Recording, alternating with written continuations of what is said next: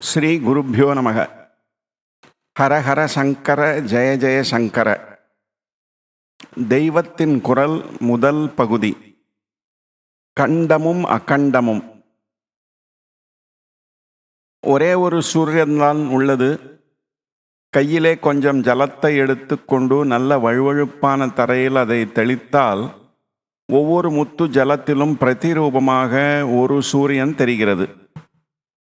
அவை எல்லாம் பிரிந்து காணப்பட்டாலும் அநேக சூரியன்கள் இருப்பதாக ஆகாது. சூரியன் ஒன்றுதான். அவ்வாறே உலகில் காணும் இத்தனை ஜீவராசிகளுக்குள் சிறியதாக மினுமினுக்கின்ற அறிவொளி அனைத்தும் ஒரே பிரம்மத்தின் பிரதிபலிப்புதான். இதைத்தான் ஸ்ரீ ஆதிசங்கராச்சாரியார் அவர்கள் பிரம்மசூத்திர பாஷ்யத்தில் சொல்லியிருக்கிறார்.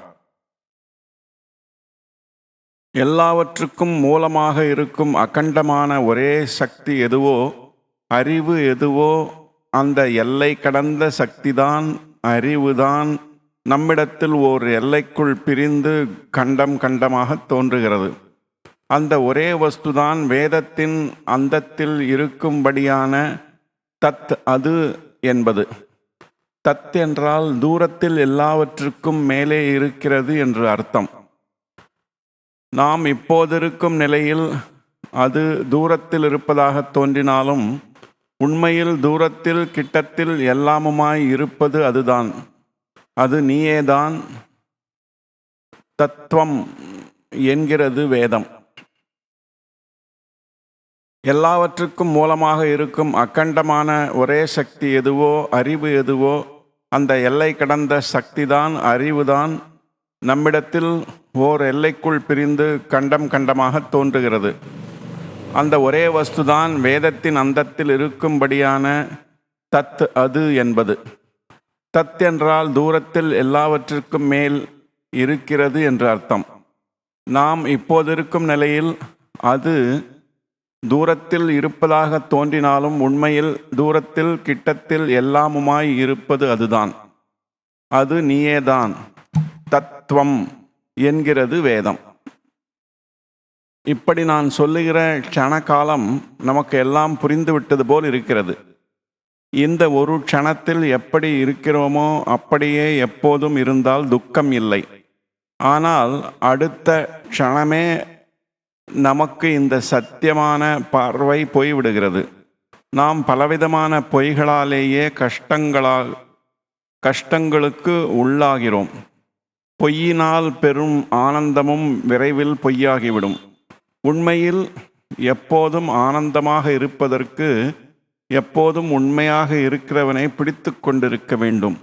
உண்மையாக இருக்கிறவன் சுவாமி ஒருத்தன்தான். ஆசாமிகளாகிய நாம் அந்த சுவாமியைத்தான் பற்றி கொள்ள வேண்டும். கண்டம் கண்டமாக நாம் இருக்கிறோம். கண்டம் கண்டமாக இருப்பது எல்லாம் முடிவில் அகண்டத்தோடு ஒன்றுபடும் போது அகண்டமாக ஆகி நிரந்தர ஆனந்தம் ஆகிவிடுகிறது.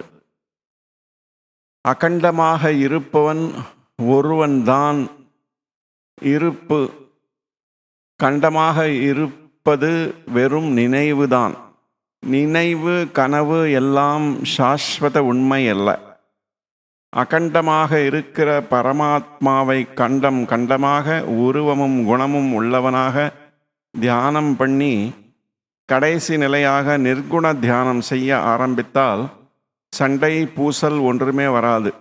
துக்கம், பயம் எதுவுமே இராது. பரம சாந்தி தான் இருக்கும். இதுதான் ஸ்ரீ சங்கர பகவத் பாதர்கள் உபனிஷத மரத்திலிருந்து நமக்கு பறித்து கொடுத்த பழம். இந்த பழுத்த நிலையை அடைவதற்கு முன் மொட்டாக, பூவாக, பிஞ்சாக, காயாக இருந்துதான் முதிர வேண்டும்.